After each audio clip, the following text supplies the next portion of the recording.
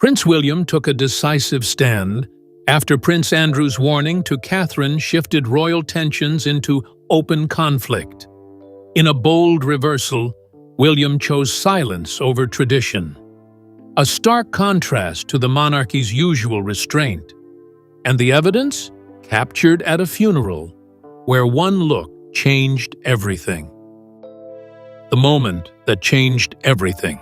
Andrew's death stare at Catherine. It was supposed to be a moment of quiet remembrance, a royal funeral honoring the life and legacy of the Duchess of Kent, one of the most private and respected members of the royal family. But on September 16, 2025, inside Westminster Cathedral, something far more unsettling unfolded. Something that would send a ripple through royal circles and trigger a response that left the nation speechless. As the congregation stood in respectful silence, Prince William and Catherine, Princess of Wales, entered with their usual grace. Dressed in a simple black coat dress, Catherine moved with elegance and composure. Every eye turned toward the couple who represent the monarchy's future. But one pair of eyes lingered longer than expected, and not with admiration. Sitting just rows behind them, Prince Andrew, the disgraced Duke of York, locked eyes with Catherine. Witnesses described it as a death stare, cold, steady, and oddly smug. It was not a casual glance or even a dismissive look. It was prolonged, intentional, and charged with something deeper. Cameras captured the moment, and within hours, the image was circulating across social media, online tabloids, and royal commentary blogs. Royal watchers, already familiar with the years of tension between Andrew and the rest of the family, immediately took notice. This wasn't just a passing awkwardness, this was a deliberate gesture, and it broke the unspoken code of royal public behavior. Funerals, especially ones involving high-ranking royals, are choreographed to perfection. Every move is measured. Every glance matters. And Andrew's stare was not lost on anyone. To the untrained eye, it may have seemed minor. But for those following the royal family's internal fractures, this was a line crossed. One palace aide later described the moment as the spark that reignited everything. And while Catherine kept her gaze forward, dignified and composed, the real reaction came from William. Observers seated nearby reported that the Prince of Wales stiffened immediately upon noticing his uncle's stare. He didn't react publicly. He didn't speak, but his silence spoke volumes. And what he did next, after the service, would become one of the most talked about royal responses in recent memory. Because that stare wasn't random. It came at the end of a long, bitter history between William and Andrew, a feud built not only on scandal, but on one pointed remark that started it all. And once you know what Prince Andrew said about Catherine, the public fallout, William's fury, and the quiet campaign to cut Andrew out of royal life, it all starts to make chilling sense. The deep-rooted feud, how Andrew and William grew apart. To understand the fury behind Prince William's silence at the funeral, you have to go back to late 2022, just after the death of Queen Elizabeth II. At a time when the royal family was supposed to be uniting in grief, a private remark made by Prince Andrew sparked a quiet but permanent fracture between him and William, and it all centered on Catherine. According to royal biographer Andrew Looney, author of The Fall of the House of York, Andrew made a comment about Catherine's rising public role just weeks after the Queen's funeral. The remark, reportedly made in a private gathering, was cutting, condescending, and jealous in tone. He allegedly mocked her increasing presence in royal duties and questioned whether she was trying too hard to replace Diana. For William, the insult hit on multiple levels. First, it was an attack on his wife, the woman who had stood by him through years of royal transition and public scrutiny. But more than that, it was an attack on the future queen, someone who had earned the public's admiration through quiet strength and grace. Coming from a disgraced royal like Andrew, the irony was glaring. The timing made it worse.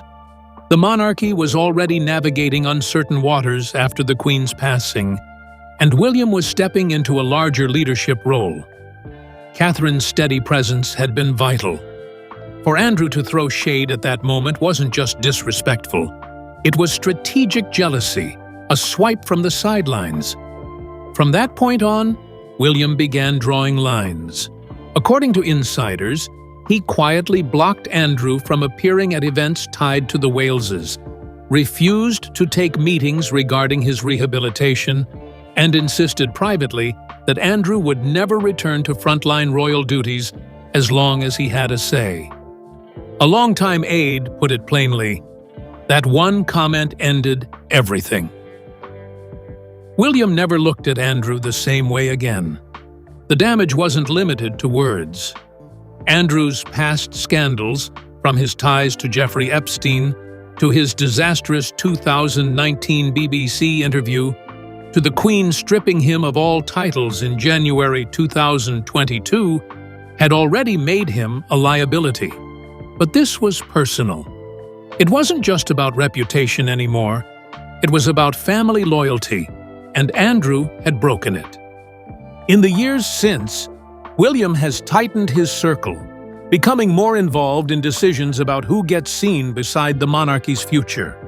Andrew, once a prince of status and recognition, was now a royal pariah, ignored, avoided, and removed from key moments. And all of it came to a boil at the Duchess of Kent's funeral, where Andrew's behavior, that stare, that smirk, reawakened old wounds and confirmed what many already suspected. This feud wasn't over. It had simply gone quiet. But now, it was loud again, and William was ready to show the world exactly where he stood. Next came the moment Andrew tried to push his luck, and William made sure everyone saw what happened. Andrew's fall from grace. The scandals that tarnished his name. Long before that chilling stare at the funeral, Prince Andrew's royal image had already collapsed. And it wasn't because of one scandal, but a chain of them. At one point, Andrew was respected, even admired. He served in the Royal Navy, flew helicopters in the Falklands War, and carried out official duties with ease. But by the late 2010s, his public image had unraveled beyond repair. The turning point? His friendship with Jeffrey Epstein, the convicted sex offender whose name alone has haunted headlines. Photos emerged of Andrew with Epstein and, more disturbingly, with Virginia Giuffre, the woman who accused him of sexual abuse, a claim he denied. Still, the damage was done. In November 2019, Andrew sat down with the BBC's Emily Maitlis for what was supposed to be a clear-the-air interview. Instead, it became a public disaster. He gave bizarre responses, expressed little empathy for Epstein's victims, and tried to explain away serious allegations by claiming he was at Pizza Express in Woking, a line that instantly became infamous. The backlash was swift. The public was outraged. The monarchy was embarrassed. By January 2022, Queen Elizabeth II stripped him of all military titles, royal patronages, and his right to be called His Royal Highness. It was a rare and humbling rebuke from the crown, and one that confirmed just how far Andrew had fallen. Still, Andrew hoped for a return. Insiders say he believed time would soften public anger, that his quiet life in Royal Lodge would one day lead back to the palace. But both King Charles and Prince William saw things differently. For William, Andrew had become a threat to the monarchy's future. His scandals weren't just embarrassing. They undermined everything William was trying to rebuild: trust, transparency, and accountability. As one former royal staffer said, William doesn't just care about titles. He cares about the family's survival. And Andrew represents everything the public has turned against. Still, the most personal blow to William hadn't come from scandals or lawsuits. It came from words, Andrew's words about Catherine. That, for William, was unforgivable. And once Catherine became the target of Andrew's behind-the-scenes bitterness, the fallout wasn't just about royal image anymore. It was about defending his wife and the future queen. Catherine at the center. Why Andrew's words crossed the line. If there is one figure who embodies stability, grace, and modern royalty, it's Catherine, Princess of Wales. Over the years, she has earned admiration not just for her style and presence, but for her genuine dedication to causes like early childhood development, mental health, and family well-being. In public, she's poised. In private, she's described as warm, loyal, and deeply focused. So when Prince Andrew reportedly mocked her role, and did so just weeks after Queen Elizabeth II's death in 2022, it wasn't just a rude remark. It was an attack on the heart of the monarchy's future. According to royal biographer Andrew Looney, Andrew had grown increasingly jealous of Catherine's growing popularity. As Charles took the throne and William rose further in responsibility, Catherine's visibility naturally increased. She began taking on more engagements, leading high-profile initiatives, and appearing at major royal events in ways that echoed and respectfully honored Princess Diana. And that's where the trouble began. Andrew reportedly told a close aide that Catherine was trying too hard to be the next Diana, a comment laced with sarcasm and dismissiveness. The implication? That her growing presence was a performance, not a reflection of earned respect. For William, this was more than offensive. It was a betrayal. Catherine wasn't just his wife. She was the future queen and one of the monarchy's strongest assets. Andrew's comment didn't just insult her. It undermined everything William had worked to protect. One senior courtier revealed, William has always been fiercely protective of Catherine. He saw Andrew's words as malicious and deliberate. From that moment, William's position was crystal clear. There would be no reconciliation, no private apologies accepted, and no return for Andrew. Not now, not ever. And Catherine? She never addressed it publicly. As always, she remained calm, composed, and above the noise. But her silence didn't mean indifference. Every public appearance since then, from state banquets to charity launches, has only strengthened her status as the people's princess. She didn't need to respond. The public did it for her. Meanwhile, Andrew's jealousy only deepened. And at the Duchess of Kent's funeral, it boiled over, in the form of that death stare. But if he thought that moment would provoke a reaction, he was wrong. Because what happened next was William's turn to speak. Not with words, but with a silent move that left no doubt. Andrew had crossed the line, and there was no path back. The funeral showdown. Andrew's bold move backfires. By the time the Duchess of Kent's funeral began on September 16, 2025, most royal observers expected the day to follow the usual script: somber hymns, formal seating, and restrained public appearances. But few were prepared for the unexpected arrival of Prince Andrew and his former wife, Sarah Ferguson. Their presence alone turned heads. Both had long been excluded from major royal events. Sarah, due to her past scandals. Andrew, because of his explosive fall from grace. Still, they arrived, quietly, almost defiantly, slipping into the cathedral without fanfare. Yet what followed was far from quiet. As the service progressed, it became clear that Andrew wasn't just attending. He was trying to insert himself. While others bowed their heads in reflection, Andrew sat alert, his eyes shifting across the room. Witnesses say he stared at senior royals, particularly at Catherine, Princess of Wales, with what one insider described as a faint smirk. To most, it seemed wildly out of place. A royal funeral is meant to be a moment of unity, especially for someone like the Duchess, who embodied humility and quiet service. But Andrew's behavior felt calculated, attention-seeking, even provocative. The true test came at the end of the service. As the final hymn ended and mourners began rising for the closing procession, Andrew stepped toward Prince William and Catherine, edging down the aisle as if to engage them. Perhaps a handshake or a quiet word. But William saw him coming, and in that moment, he did something powerful. Nothing. He didn't flinch. He didn't glance in Andrew's direction.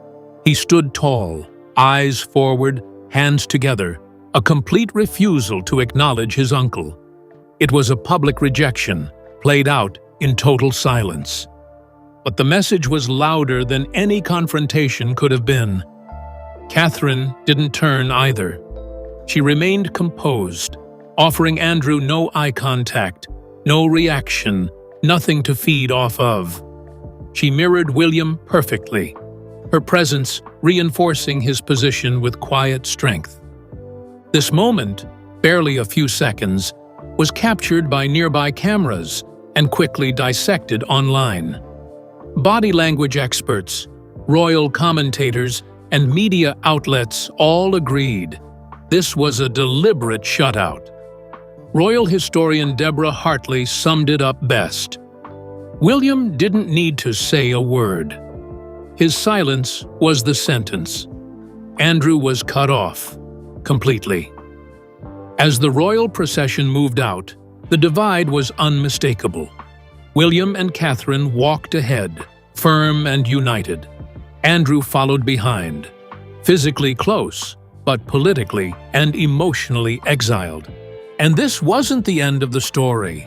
It was a clear opening to something larger, a move that confirmed how William planned to handle Andrew from now on, with deliberate distance and zero tolerance.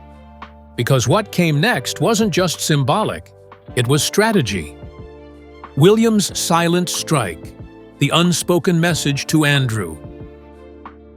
No press release, no public statement, no harsh words. But make no mistake, Prince William's silence at the Duchess of Kent's funeral was one of the boldest royal responses in recent history. It wasn't just a personal boundary, it was a firm message to Andrew, the monarchy, and the public. You're done. From the outside, it looked like restraint. But those close to the palace know it was carefully choreographed. William knew Andrew might attend, and he had already decided, if there was an approach, there would be no interaction. He would not be drawn into whispers or fake courtesies. He would stand still, say nothing, and let the world see the truth. Andrew was no longer welcome. One insider described it as a silent strike. No confrontation, no drama, just a devastating absence of acknowledgement. The act was so sharp, it shook even seasoned royal aides. It was colder than words. That's what made it sting. Catherine, as always, was William's steady counterpart. She stood firmly by his side, offering silent support, her posture saying more than any rebuke could. Together, they presented a united front, poised, unshakable, and untouchable by scandal. This wasn't just about family tensions. This was about preserving the monarchy. William knows the stakes. In an age of public scrutiny, social media, and fast-breaking news, the royal family cannot afford even a hint of division or compromise with disgraced figures. Since Andrew's Epstein scandal, and especially since Queen Elizabeth II stripped him of his titles in 2022, William has been instrumental behind the scenes. Multiple royal sources confirm that he's actively blocked any attempt to rehabilitate Andrew's image. That includes denying him return to royal duties, public-facing appearances, or even informal invitations to major family events. According to one senior aide, William sees this as protecting the institution.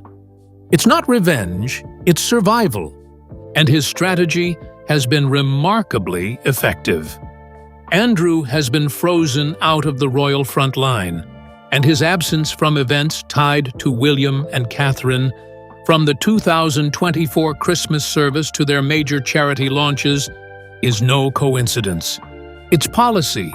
The funeral only confirmed what insiders already knew. William has drawn a hard line. Andrew's stare, his smirks, his desperate attempts to reinsert himself, none of it worked. Because William didn't even blink. The royal family has always operated through symbolism, and on that day, in that moment, William used the oldest tool in the monarchy's arsenal: presence and withholding it. Charles's dilemma: brotherly loyalty versus royal duty. While Prince William draws firm lines around Andrew's place in the royal family, King Charles III stands in a far more difficult position, caught between duty to the crown and a lifetime of brotherhood. And that tension, according to palace insiders, has caused more private conflict than the public will ever see. Charles and Andrew share decades of history as brothers, comrades, and once pillars of the monarchy. Through childhood, military service, and the early years of royal life, Charles often played the role of responsible heir, while Andrew enjoyed the title of the Queen's favorite. Their paths were different, but their bond was real. That's what makes this situation so painful. When Andrew's scandals exploded into the public eye, especially after the 2019 BBC interview and the sexual abuse allegations involving Jeffrey Epstein's circle, Charles was reportedly devastated, not just for the institution, but for the man he had grown up with. In 2022, Queen Elizabeth stripped Andrew of his military titles and patronages. But even then, she didn't completely cut him off. And when Charles became king after her death, in September 2022, the question loomed: would he keep his brother in the fold, or finish what the Queen had started? Early signs showed compassion. It was widely reported that Charles personally helped cover Andrew's legal costs related to the settlement in the U.S., believed to be in the millions. That financial support wasn't just about loyalty, it was about cleaning up a mess quietly. But William disagreed strongly. The future king reportedly pushed hard against any softening toward Andrew, urging his father to take a zero-tolerance stance. While Charles wanted to avoid further humiliation for his brother, William saw every compromise as a threat to the monarchy's credibility. This difference in approach has created quiet but real division inside the palace. Some aides say Charles has held on to the belief that family unity can still be preserved. Others say William is simply being practical and clear-eyed about public expectations. He knows that any attempt to rehabilitate Andrew could be a PR disaster that undoes years of image rebuilding. That's why when Andrew appeared at the Duchess of Kent's funeral, many believe Charles allowed it, out of respect for his brother and perhaps guilt. But William's reaction, cold, clear, and calculated, showed how different their leadership styles have become. One former palace insider put it this way: Charles wants to preserve family. William wants to protect the crown. And those two goals aren't always the same. Now, the king must walk a narrow road. Every decision regarding Andrew is a choice between emotional loyalty and institutional responsibility. And with public trust already fragile, even one misstep could cost the monarchy dearly. But the divide between father and son is no longer just philosophical. It's showing up in decisions, invitations, and events. And those decisions came into even sharper focus during two recent royal moments that left no doubt. Andrew's exile is already happening. The events leading up: Easter, Christmas, and Andrew's exclusion. The infamous death stare at the funeral may have shocked the public, but for royal insiders, Andrew's exclusion had been unfolding quietly for months. It began in late 2024, at Catherine's Together at Christmas service, a major televised event celebrating unity and compassion. Missing from the guest list? Prince Andrew and Sarah Ferguson. Officially, it was due to limited seating, but palace insiders confirmed the decision was intentional, driven by William and Catherine. They didn't want scandal shadowing one of the monarchy's most wholesome events. The press noticed immediately. Headlines read, "Where was Andrew?" But the palace remained silent, letting absence speak for itself. Then came Easter 2025 at St. George's Chapel, a highly photographed moment for the royal family. Andrew arrived, but William and Catherine did not. Their absence fueled speculation. Was it illness or something more? Insiders later revealed it was a quiet protest, a deliberate move to distance themselves from any event involving Andrew. One palace aide shared off-record, "It wasn't an accident. William made a call, and it wasn't to Easter service." Since then, Andrew's role has been effectively erased. He's excluded from planning, ignored in strategy meetings, and carefully kept out of photo ops. His proximity to the core royal family is now managed, not welcomed. And leading this campaign, William and Catherine. As they rise, Andrew fades. Every event they helm shows the monarchy's future. Clean, modern, scandal-free. By the time of the Duchess of Kent's funeral, the message was clear. Andrew was already out. The funeral just made it impossible to deny. The legacy of the Duchess of Kent, a contrast that exposed Andrew.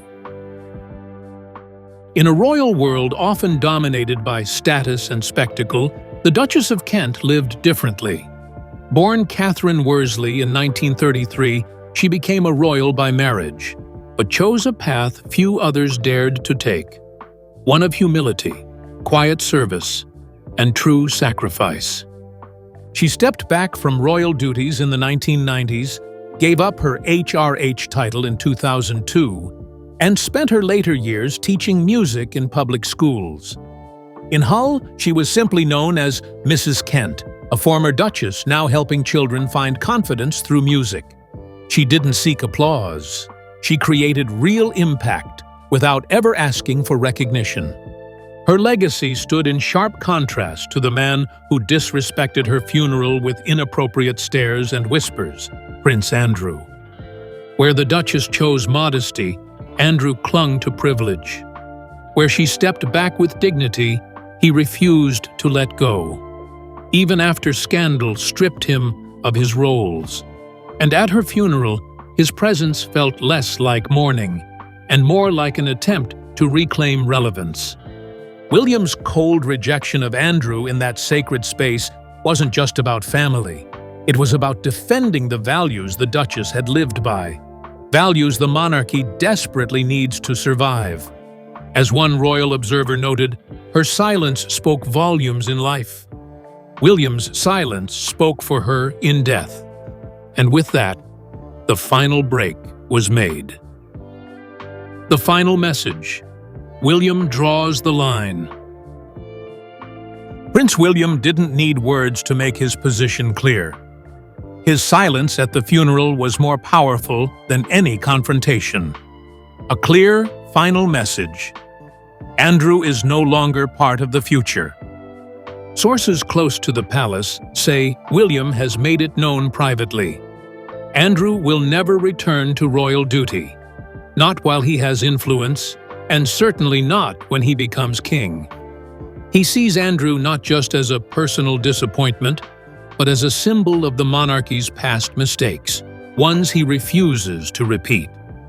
Catherine, standing calmly beside him, reinforced that message. Her unwavering presence during that moment proved she is not just the Princess of Wales. She is a future queen, willing to stand firm against disrespect, scandal, and chaos. The funeral wasn't just a farewell to the Duchess of Kent. It became a turning point, the final act in a long, bitter family divide. And William didn't just protect his wife, he protected the crown.